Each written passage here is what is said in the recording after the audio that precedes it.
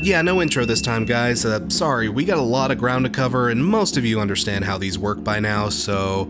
Spoon! Man, you guys have been begging me to talk about these guys since at least 2014, but, look, I need to make a confession. I've been avoiding them on purpose. A long time ago, the holiday season of 2007 to be specific, one of my first post-collegiate jobs was as a retail clerk for an FYE in Elmira, New York, and each store has a playlist of music that they'll play over their loudspeaker system that's usually only about 5 or 6 songs long, and they never fucking change it! And after hearing the same 6 songs over and over and over and over again in an endless loop, it doesn't matter how good the songs or artists might be, you will grow to despise those artists with an unquenchable bloodlust. And unfortunately for my scenario, this being late 2007, yeah, Spoon's The Underdog pretty much killed every ounce of love I could possibly have for this band. Same thing goes for the Kaiser Chiefs and Peter, Bjorn, and John. That song is literally one of the biggest reasons why I hate whistling and singing. So, honest to God, I'm not sure how honest of a review I can give here. I'm just laying my biases right there on the table for you. I mean, I almost gave Spoon's last album a review back when it dropped, but when the musical community gave a resounding to that one, I felt perfectly justified in dodging that particular bullet. Yay! But no, this one's out now, and people really love it, and they won't stop requesting it, so... Fine, let's share in my PTSD. I look forward to hearing you all say, "You were so unfair, you were so biased, you were so unprofessional in this review," while all I continue to hear in my head are those goddamn trumpets from The Underdog.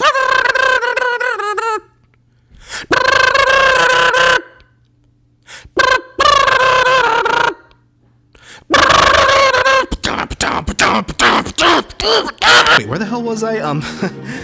Look, I listened to it, I gave it the fairest shake I could possibly give it, and despite my issues with the group, I really just fail to see what everyone sees in this band. I mean, are they good with a hook? Sure, undoubtedly. Jim Eno is stellar at finding the absolute punchiest and colorful beats to hold the songs aloft, and Alex Fischel and Eric Harvey's keyboard work is very smooth and meticulously crafted to be as catchy as humanly possible. I won't argue that there's a solid foundation behind the music, but holy hell is most of this stuff forgettable.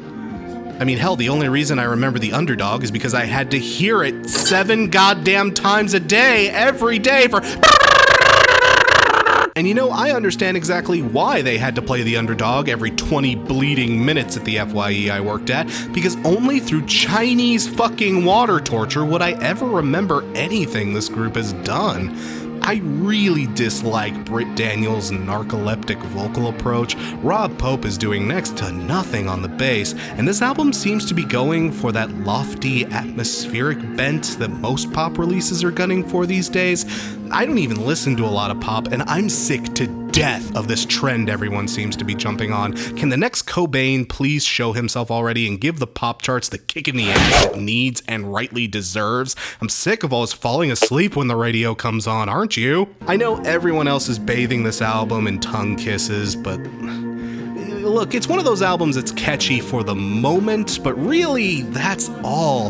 Nothing on here has any staying power, in my opinion. It's an album you digest and like, but forget as soon as you've spun it a few times. Don't believe me? 6 months from now, check up on this album again and see how many times you've spun it. I'll bet you a bowl of Panda Express from the food court, you won't even remember this thing came out by the time December rolls around. Unless you work in an FYE, in which case I pray for your poor, poor wretched soul. You have my sincerest condolences. Hot Thoughts gets 2.5.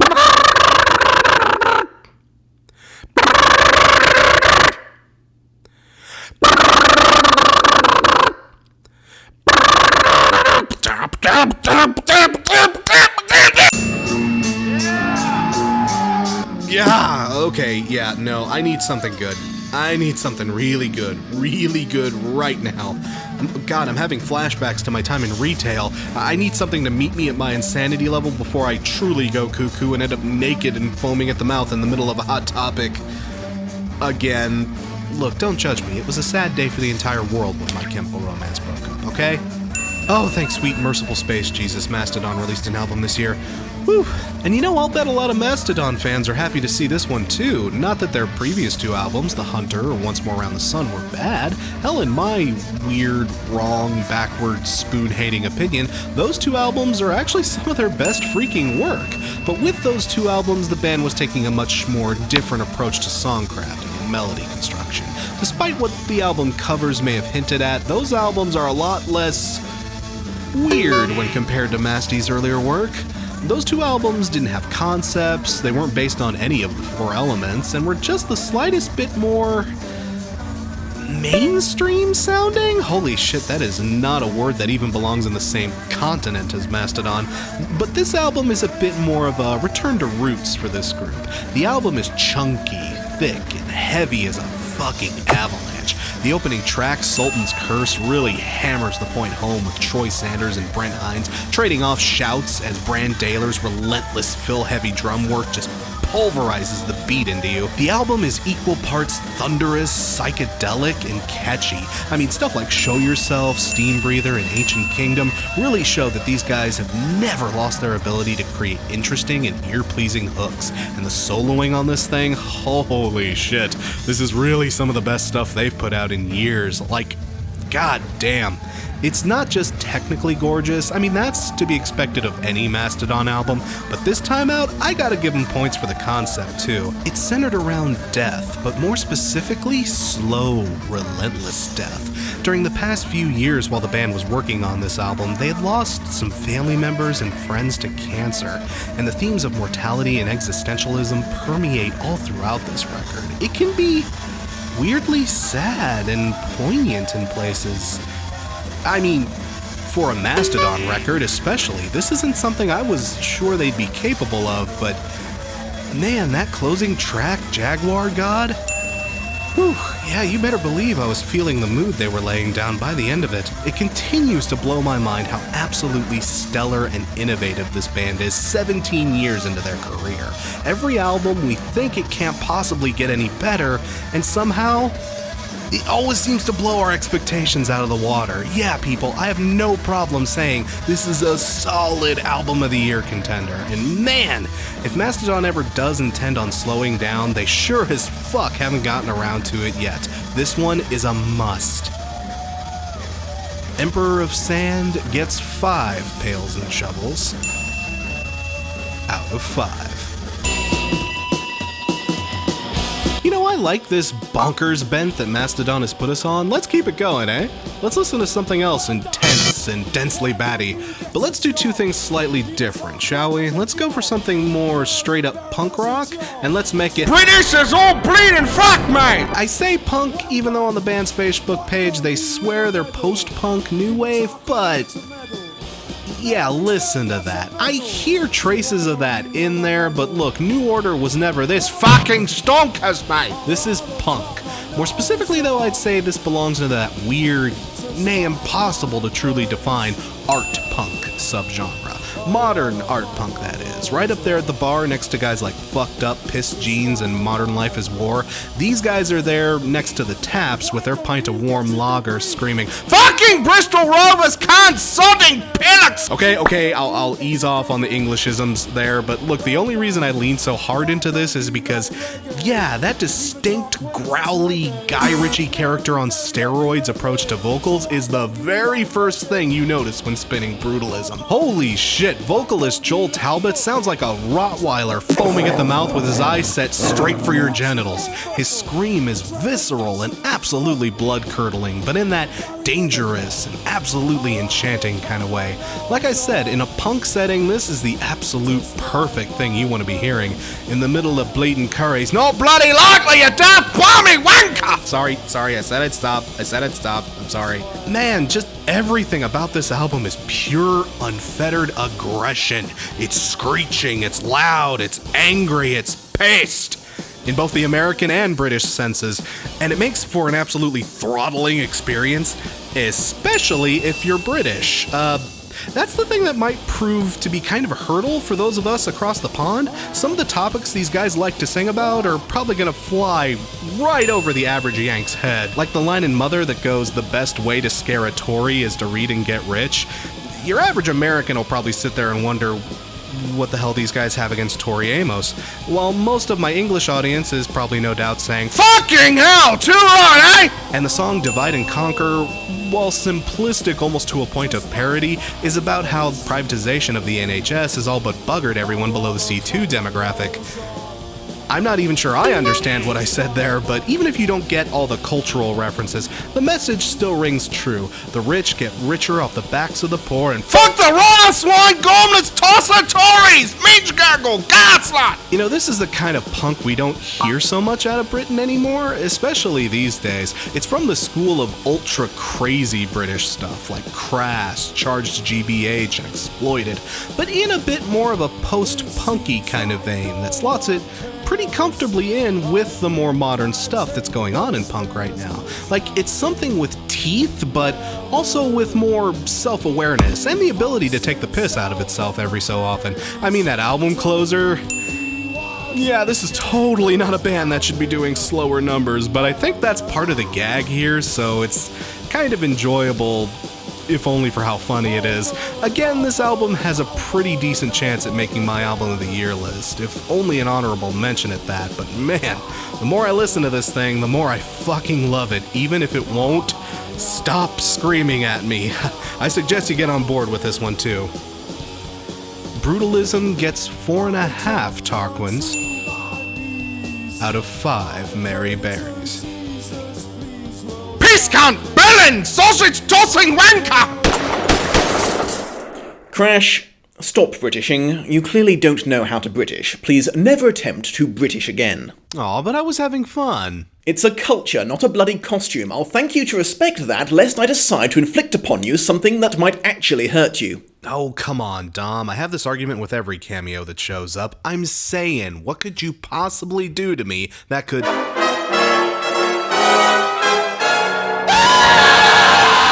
Okay, I'll be good. Too right you will, Pillock.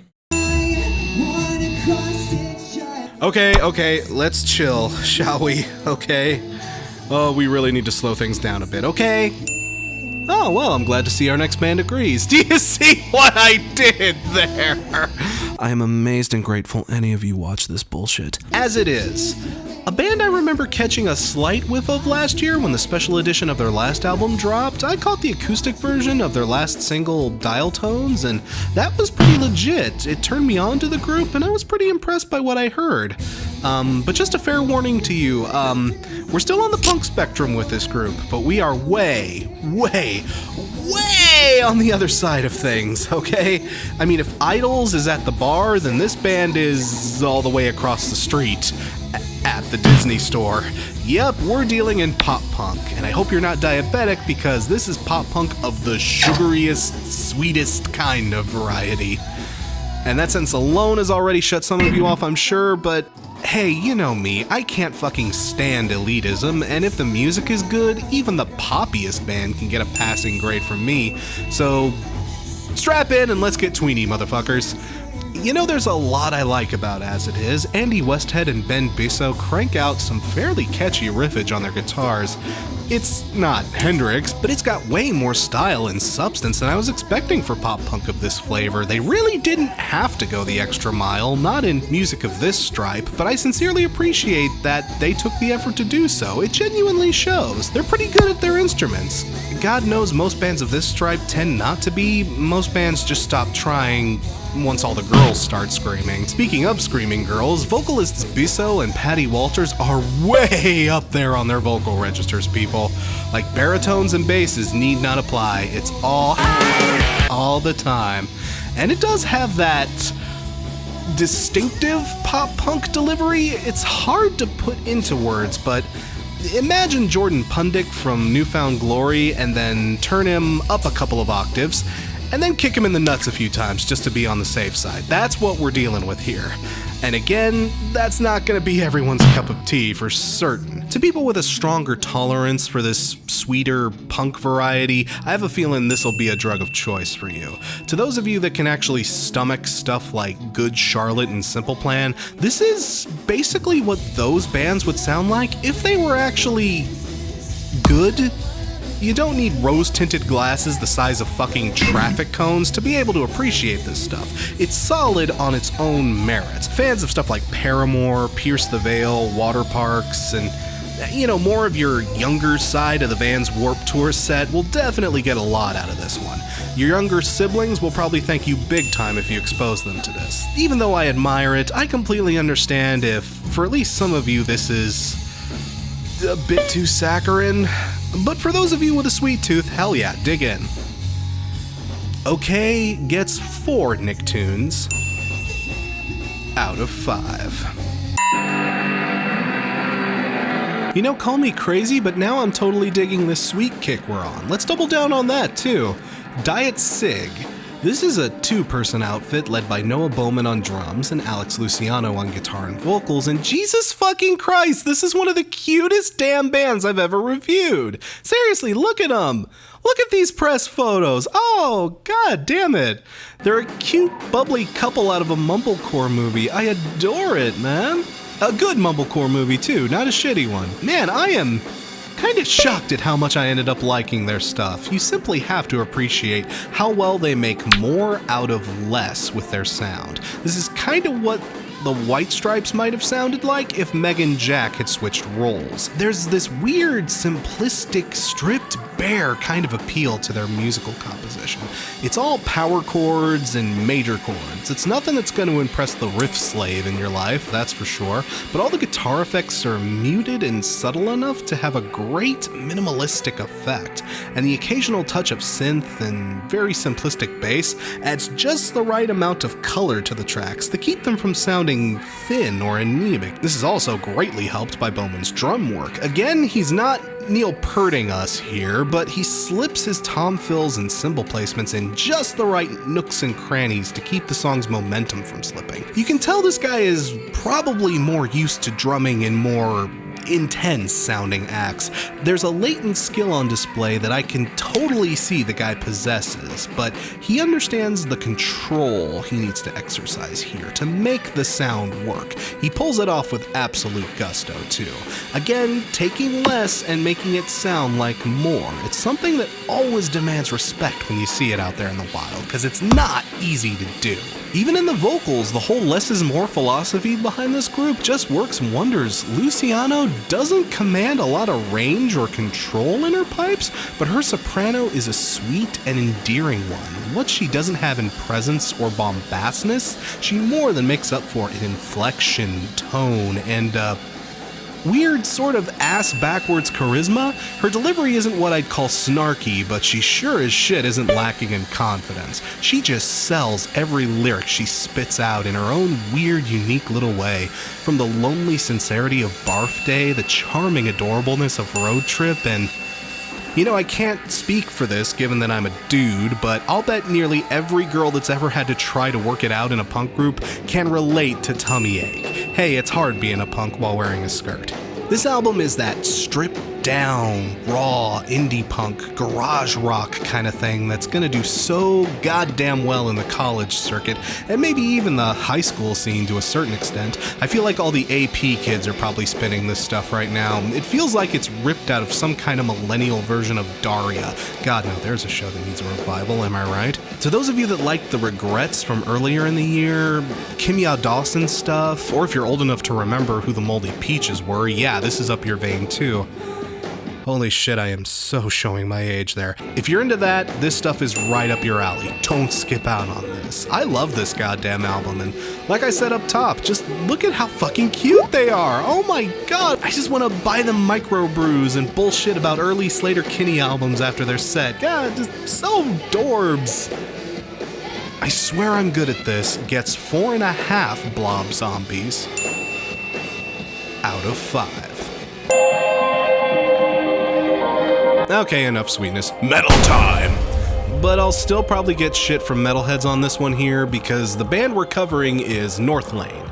Another one of those lovely little groups like Periphery, Tesseract, Born of Osiris et al. That are, well, as Wikipedia so eloquently puts it, characterized by progressive, rhythmic, and technical complexity, and typically feature heavily distorted, palm-muted guitar chords, syncopated riffs, and polyrhythms alongside virtuoso soloing. That's right, elitists, get your memes ready, cause we're talking about djent. That oh-so divisive genre in the metal community that is either a bold new experimentation as to what the metal sound can encompass, or the single solitary reason why the metal is dying!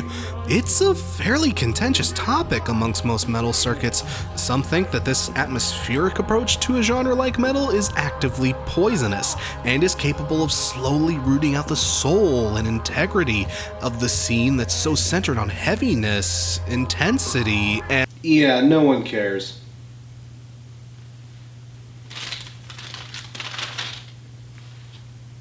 Like, real talk, outside of the bitchy, whiny, elitist spears of dickheads and asshole that think every little thing is killing the precious metal, literally, no one cares. Ask anyone that isn't wearing a Gorgoroth shirt what they think djent is, and they'll probably say an outdated term for a dapper male, give a little giggle, and walk away. The holy war against this genre that some people insist on engaging in is the highest grade of bullshit, especially since most of this music is fucking stellar.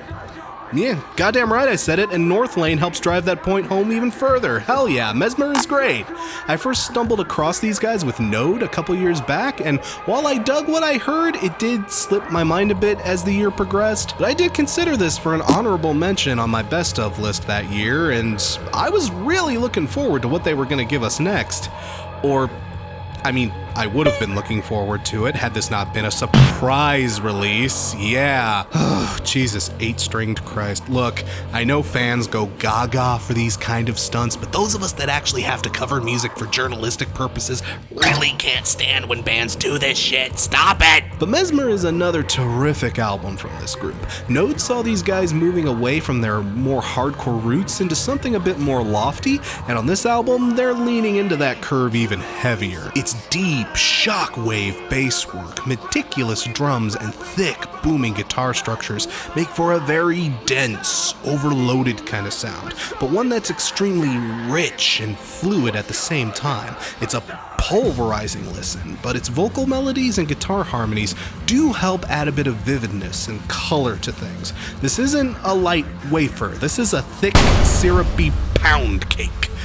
But it's still a damn scrumptious dessert in its own right. But like pound cake, I understand this isn't everyone's dessert of choice, per se.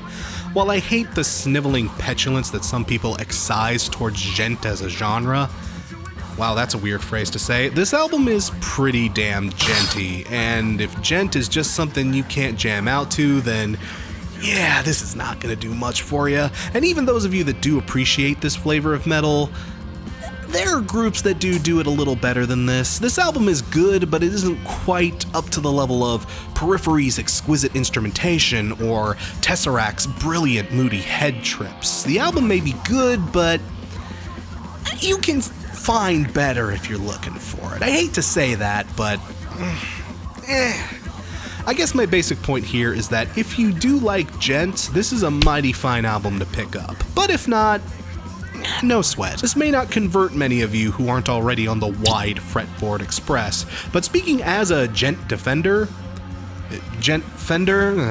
it's a solid, very enjoyable release. Try it on if you're feeling curious. Mesmer gets 4 Ibanez Iron labels out of 5. Okay people, before I even start this review, I want to give you all a little pro tip for engaging with content creators like myself and several others out there you may like. I got a lot of requests for Remo Drive. Like, a lot. So much so that I had more than one person spam me relentlessly with requests. I'd tweet about my ass itching, Remo Drive! I'd release a game and crash video, Remo Drive! I'd get diagnosed with colon cancer. Remo Drive, Remo Drive, Remo Drive, Remo Drive, Remo Drive, Remo Drive, Remo Drive. And while I certainly do appreciate your polite suggestions, requesting a band non-stop and clogging my social feeds with relentless please daddy, please daddy, please daddy, please daddy, please daddy, please daddy, please daddy, please daddy shit is the absolute best way for me to never even acknowledge the band exists out of mere fucking spite. Most of you who did that were kind enough to apologize, and thank you very much for doing so. But never fucking do that again. Now, Remo Drive. Yeah, it's alright. It's indie rock. It's a group that actually probably wouldn't fit too out of place sharing the same community college mixer stage with Diet Sig, truth be told. If these two acts toured together, they'd probably do alright. The Remo's more on the traditional, pop-punky side of things. They tend to swing to a much more up-tempo jam, and their beats and rhythms are much more danceable and vivacious than cute and quirky. It's more of a straightforward punch-in-the-gut approach to this kind of thing. Not as minimalistic as Diet Sig, but nowhere near as hyper-polished as it is. Kind of fits right in the comfortable middle between those two acts, actually. Probably should have reviewed this album between those two, come to think of it, but hey, hindsight is 20/20. I enjoy a lot about this group, truth be told. Eric Paulson has a nice, clean vocal delivery and puts a lot of crunch into his guitar tone. He's pretty decent at crafting a compelling melody. His general approach to guitar work and vocals reminds me a bit of Rivers Cuomo, if he weren't quite as geeky and ham-fisted about his sexual preferences. And I like how booming and thick Stephen Paulson's bass is here. Again, it's something that adds character to the music, and it helps make it discernible from a lot of other unsigned indie go-getters out there. Something that, as someone who's currently working on recording his own music, yeah, that can be tough to pull off. I dig Remo Drive. I dig it a lot, actually. Do I think they're album of the year material? Not quite. For one, competition is already stiff as hell this year, and hell, we're not even halfway through it yet. But for another, there's some songs on here that really do feel like filler. There's a bit of slipshodness in their instrumentation and vocal delivery that do come off a bit amateurish, and some of these lyrics, I feel like maybe they're trying a bit too hard to appeal to the modern indie car seat headrest style, goofy because we can get away with it mentality. I mean, songs like Eat Shit and I'm My Own Doctor literally sound like something I'd hear Sloshy pull out. But for a first effort from a fairly new unsigned group, yeah, not too bad. Catchy in all the right places, lots of power, energy, and charisma. Yeah, these guys have potential. They need more polish, for certain, but if they can keep it up, I think we'll be hearing pretty cool things from these guys as they develop. Greatest Hits gets 4 spam emails out of 5. And here's another one I got a ton of requests for, though not quite as vivaciously. These guys seem to really be lighting up the circuit as of late. They've been around for a while, but apparently their last album was super hot shit, and this album's been getting a ton of positive buzz too.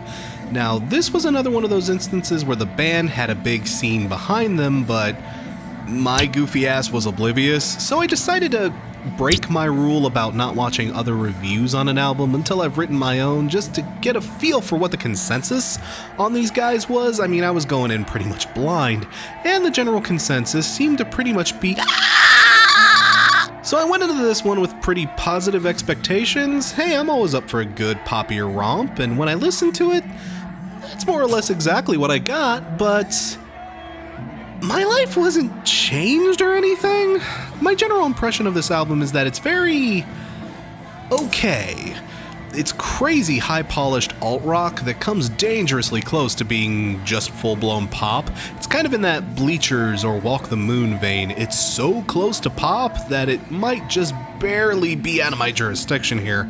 It's basically what the 1975 would sound like without all the wanking about. Its melodies, song structures, and hooks are all catchy and efficiently pulled off, but it's kind of the kicker, isn't it? It's very efficient sounding. It's all very safe and tested and tried and true. It's good at what it does, but it really doesn't invent the wheel or stick out too much from the rest of its contemporaries. I mean, yeah, I poke fun at the 1975 for all the wanking about they do on their albums, but hell, it gives them a character and an identity. It's completely unique in theirs. I mean, when you're listening to a 1975 song, you know it's a 1975 song. When you're listening to a Bleachers song, you know it's a Bleachers song. When I'm listening to what I've heard from the Maine so far, this could be the Colorado or the Vermont or even the Wyoming for all I could know. It's just kinda not special. Again, this might just be me. Like I mentioned, this is my first exposure to the group, and I've only given this album a couple of spins at present. It's possible it hasn't really grown on me yet, but I'm just kind of in the middle ground camp. While it wasn't an unpleasurable experience, it was just kinda in one ear and out the other for me. I don't know, I'm not quite sold yet. I mean, it's good, but I haven't had to change my pants or anything over it. Lovely Little Lonely gets 3.5 Augustas out of 5. Oh dear God, have I been aching for a chance to talk about these guys. A few years back, a fan suggested I check out this little-known Australian act back when I was on my whole soul punk kick. I dug them up on Spotify, and Jesus Christ, all I could think of when I heard stuff like Sunshine and Technology and Throw Me in the River was, yep. These guys are gonna end up on one of my best of the year lists someday, and well, again, I'm hesitant to say something like that, especially since we're still early in the year, and that got me into big trouble last year. I think, yeah, this one's a safe bet, guys. This thing is giving After the Party, Courage My Love, and Father John Misty a run for their money. Smith Street Band is one of those groups that just nails it in every department. Their instrumentation is colorful and bouncy. Their lyrics are a bit derpy here and there, but absolutely brimming with charm, sincerity, and soulfulness.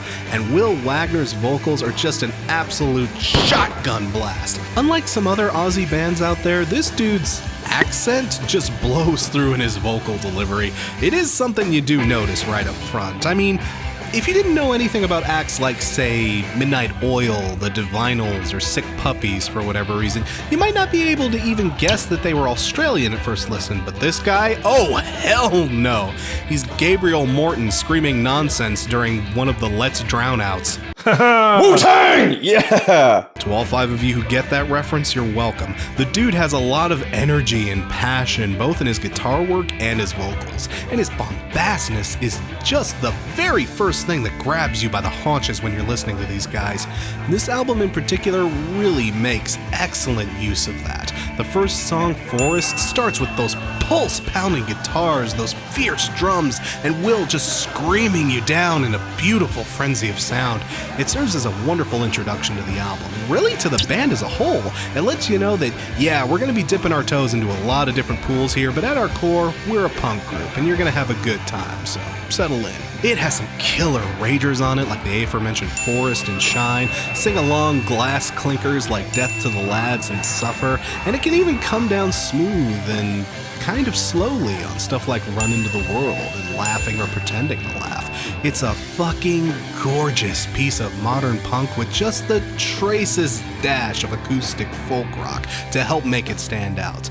And wait, Jeff Rosenstock produced this album?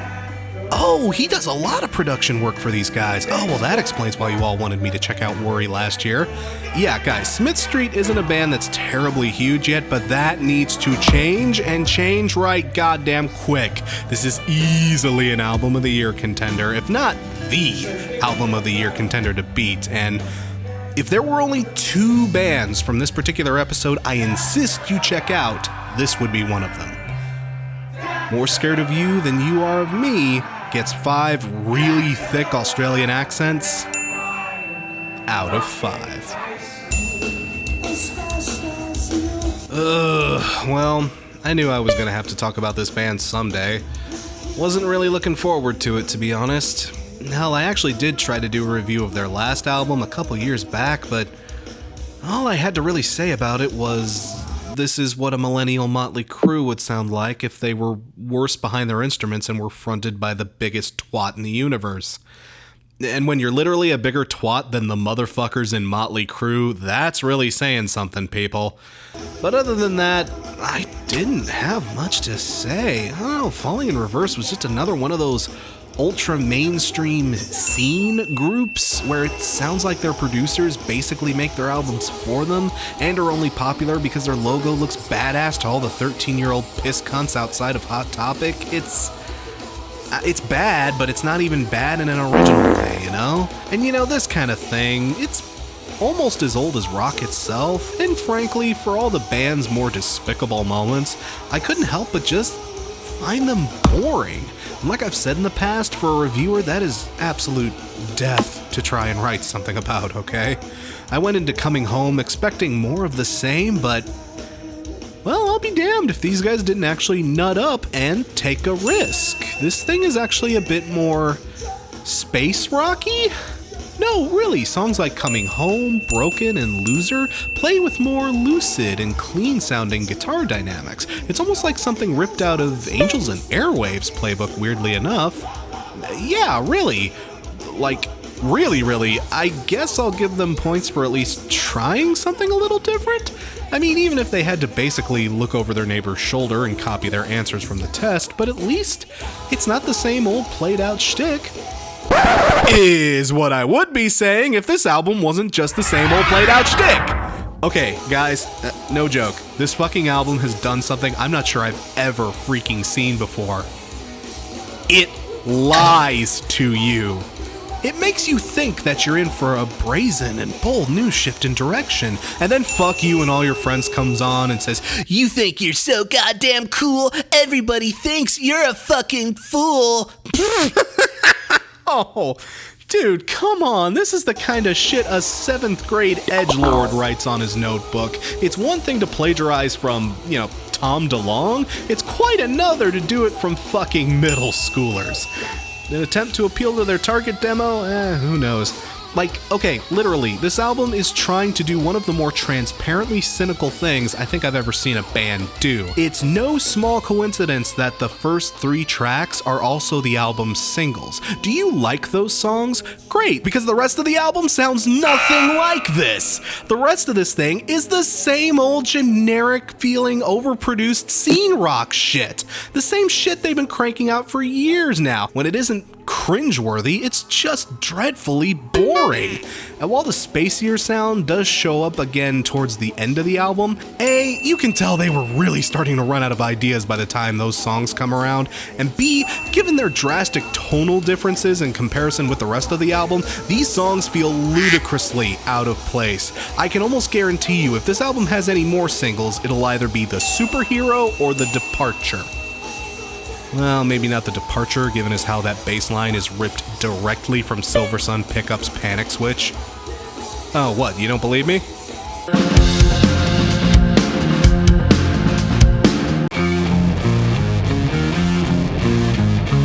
This definitely feels like a case of, hey, we wrote half an album but can't think of any more stuff to write. What do we do? There's half an album of something here that's almost interesting, but A, it doesn't make up for the rest of this overly long, lackluster fuck, and B, the fact that you had to be this shady about it makes the whole thing twice as hilarious. I'd be mad if it weren't so goddamn funny. When a band has so little confidence in itself that it literally has to advertise one album in order to sell you another, you know you're in for a real treat. Falling in Reverse gets 1.5 lifted Silver Sun Pickup songs out of 5. Jesus H. Christ. Whew, oh my god. Well, that was a good number 11 to yuck things up with. I'm glad it's just something that isn't disgusting or depressing for a change, you know? Ho ho, silly scene core bands. Wait, what do you mean that was only number 10? Wait, I don't have another 11 to place here. I didn't review anything else that was that bad. What could have possibly been worse than... No. This can't be a thing, right? I dreamed this, right? I ate too much ice cream, fell asleep in the middle of a Disney afternoon marathon, and all the sugar and nostalgia is just seeking its revenge on me, right? This isn't real, right? Oh dear God, where do I even begin? I mean, what am I supposed to say to this? Was this something anyone was asking for? Anyone at all? Metal covers of Disney songs. Like, you know, I called Falling in Reverse's shady tactics cynical, but at least they knew how to appeal to their audience. This isn't just mind-blowingly stupid and hilarious, it's actively fucking insulting. No, really, this is an album that will basically offend everyone who lays their eyes on it. Disney fans will shriek because the classic renditions of their songs are being bastardized. Metalheads will scoff, adding Disney to metal is like putting a 666 on SpongeBob's forehead. Nobody is going to buy this shit. Hell, it's even offensive to in-betweeny types like me, because even though I would have been open-minded to metallicized versions of these songs, no, really, I would have. Hell, like I've said in the past, I can forgive almost anything as long as the music's good. This album is still offensive because these renditions are fucking shit! Granted, I don't think Ozzy, Lemmy, Dio, and fucking Satan himself could have made a metal version of the worst goddamn song ever written. But some of this stuff might have worked in the right hands? Maybe? Like, I'm just trying to be as optimistic as possible here, but they named the group that wrought this horse come into existence the D-Metal Stars, and hoo boy, is that name ever fucking appropriate. The singer from Obsession and one of the guys who used to play in Dokken. Yeah, those are some D-Metal Stars, aren't they? Oh my Christ. And look, I'm fully aware there's no way to talk about an album like this without sounding like freaking comic book guy, but I just know some of you have already heard of this and are thinking of spinning it for Ted Lulz. Don't. Please don't. I'm serious, don't. Hell, that was my intention walking into this, but as I heard stuff like A Whole New World, Beauty and the Beast, and one of the best soundtrack songs ever written, Can You Feel the Love Tonight, cast upon the rocks of shitty karaoke bar level middling dad metal, it will A, make you realize how fucking brilliant a lot of those songs really were in their original composition, and B, it'll piss you off even more because these guys are shitting all over Angela Lansbury. Who the hell would shit all over Angela Lansbury? Fuck these guys for shitting on Angela Lansbury. It's cynical, it's insulting, it's incompetent, and this has to be one of the most tone-deaf things I've ever reviewed on this channel. This barely counts as music. This is the metal version of that Pepsi ad that everyone was bitching about a few weeks back. It's a ham-fisted attempt to reach out to two different demographics, and all it does is seriously piss off both. Fuck this garbage fire. Metal Disney gets half of an Angela Lansbury covered in shit out of 5. Holy shit, I need something strong to wash the taste of mouse cum out of my mouth now. Like, really strong. Oh, and I already reviewed 2 5-star albums on this episode. Oh, what the hell is gonna top what I've already touched on and... Oh, thank you, Creeper. Thank you so much. Holy shit. Yeah, remember back in the Smith Street review when I said there were 1 of 2 albums I insist you listen to from this episode? Yeah, here's the other one. And honestly, look, to be totally transparent, I couldn't decide whether I should have given this final spot to Smith Street or Creeper. I literally just flipped a coin. They're both really strong contenders, spoiler alert. But yeah, Creeper, again. This was an album I got a shit zillion requests for, but what was so special about this one was I was getting request after request to talk about the band before they'd even dropped an album. Usually, but not always, when people scream hype over a band, it's over someone that's been around for a while and has had time to build a fan base. Creeper is still a baby band, and this is their debut album, but after getting a taste of some of their singles, their previous EPs, I started to get it.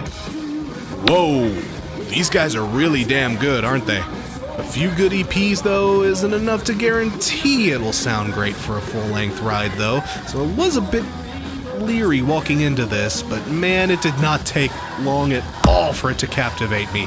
2 words here, kiddies. Horror punk. and horror punk of the absolute most gorgeous kind, thick on the eyeliner, dark and melodramatic in the lyrics, and absolutely 110% over the top and self-aware in presentation, and I fucking love it. This is the band that I think a lot of us spooky punks have been waiting for ever since My Chemical Romance broke up and AFI stopped being AFI. You know what? I'm just gonna go ahead and say what's already on everyone else's minds. These guys released a better AFI album than motherfucking AFI did this year. Their speed is lightning fast. Dan Bratton is hammering the beat home in a good old-fashioned punk sense, hammering the floor toms and punishing that snare like crazy. And Ian Miles and Oliver Burdett's riff trading is stupendous, catchy, and deliciously executed. People who listen to MCR for the licks and solos will be happily satisfied with their performances here. This band is clearly inspired by all the greats, both old and new. You can totally hear patches of the Misfits and the Damned laced throughout Poison Pens and Room 309, but that more recent influence from stuff like My Chemical Romance, Alkaline Trio, and AFI really does shine through on stuff like Suzanne, Black Rain, and Hiding the Boys. Hell, I swear I can even hear tinges of Brand New in there too. Listen to a song like Misery and tell me that doesn't just reek of Deja Entendu. This is a band that absolutely loves putting on a show and putting forth a spooky, hot topic-y kind of image, but you can tell they have an absolute blast doing it. And God knows they have the skill in instrumentation, song crafting, and performance ability to silence any naysayers right quick. It's campy without being ridiculous. It's dark without being too self-serious and heavy-handed. It's a fucking thrill ride from start to finish, and look, even if you aren't into lacing your rock tunes with eyeliner, I still say give this one a fair shake. This is easily one of the best albums that's gonna come out this year, and yeah, competition for album of the year for me has officially gotten fierce, people. Holy shit. Settle in, we've got a hell of a 2017 to finish out. Eternity in Your Arms gets 5 Deviant Arts out of 5.